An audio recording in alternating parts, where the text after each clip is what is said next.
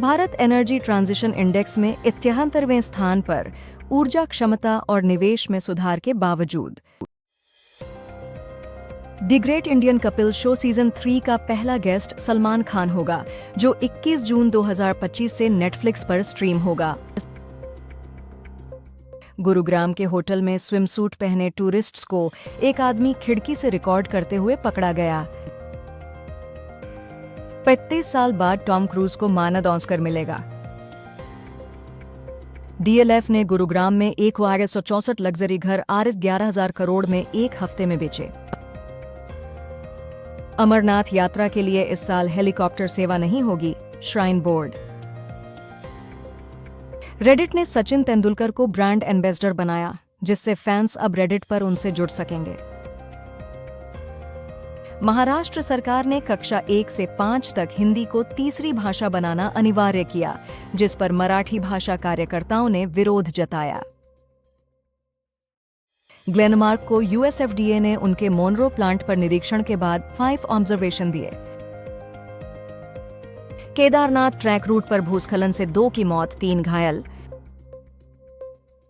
शाहरुख खान ने आमिर खान की फिल्म सितारे जमीन पर के सेट पर सरप्राइज विजिट की और अपना आइकॉनिक डॉन डायलॉग बोला। एनसीएलटी ने एनसीएलटी को गेंसोल के पूर्व स्वतंत्र निदेशक हर्ष सिन्हा की याचिका पर सुनवाई कर आदेश देने का निर्देश दिया। सोनम रघुवंशी ने शादी से पहले अपने बॉयफ्रेंड राज कुशवाहा को 100 से ज्यादा कॉल किए, फिर हनीमून पर पति की हत्या की। भारत और कनाडा ने 2023 के बाद पहली बार उच्चायुक्त बहाल करने का फैसला किया। G7 समिट में मोदी कार्नी की बातचीत से रिश्तों में सुधार हुआ।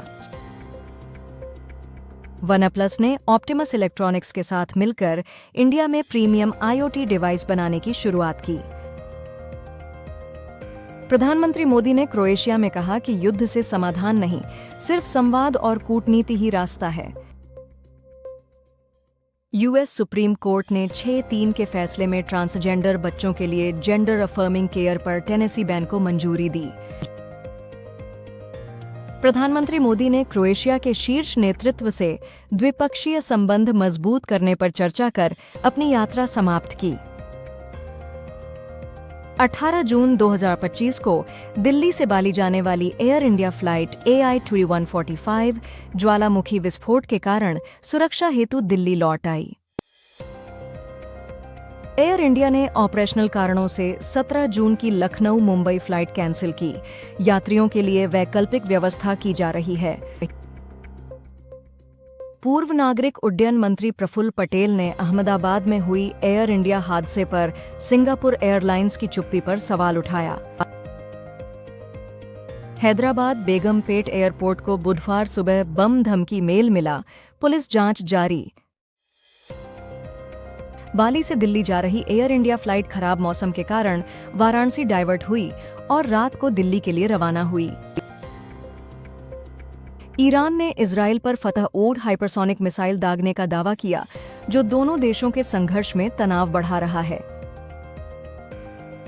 हैदराबाद में एशिया पैसिफिक का पहला Google safety engineering centre Telangana CM ने उद्घाटन किया। भारत 14 जून 2026 को एजबेस्टन में पाकिस्तान के खिलाफ महिला T20 वर्ल्ड कप का पहला मैच खेलेगा। जयराम रमेश ने मोदी ट्रंप कॉल पर गलत जानकारी देने के बाद बयान सुधारा। एयर इंडिया ने मेंटेनेंस और टेक्निकल इश्यूज के कारण 3 इंटरनेशनल फ्लाइट्स कैंसिल की, जिनमें से 2 फ्लाइट्स पैसेंजर्स के बोर्ड करने के बाद रद्द हुईं। दिल्ली सरकार का पहला कृत्रिम बारिश प्रोजेक्ट तैयार है। बादलों की सही स्थिति मिलते ही उड़ान शुरू होगी। कांग्रेस ने बोसीराम सिराम को अरुणाचल प्रदेश कांग्रेस कमेटी का नया अध्यक्ष नियुक्त किया। Air India 15% wide body international flights कम करेगी लंबी दूरी की उड़ानों पर। भारत इटली की दोस्ती और मजबूत होगी। पीएम मोदी ने G7 समिट में इटली की पीएम मेलोनी से मुलाकात पर कहा।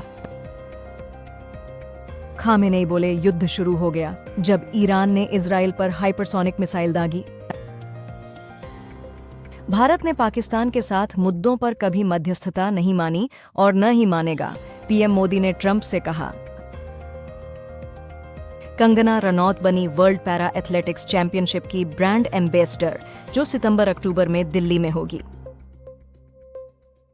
गडकरी ने RS 3000 का फास्टैग वार्षिक पास 15 अगस्त 2025 से निजी वाहनों के लिए शुरू करने की घोषणा की। साहित्य अकादमी ने 2025 के लिए 23 लेखकों को युवा पुरस्कार देने की घोषणा की।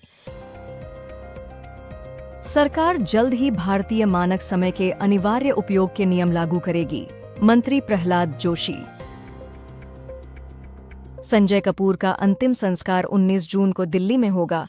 उनकी मौत 12 जून को लंदन में हुई थी और कानूनी कारणों से देरी हुई।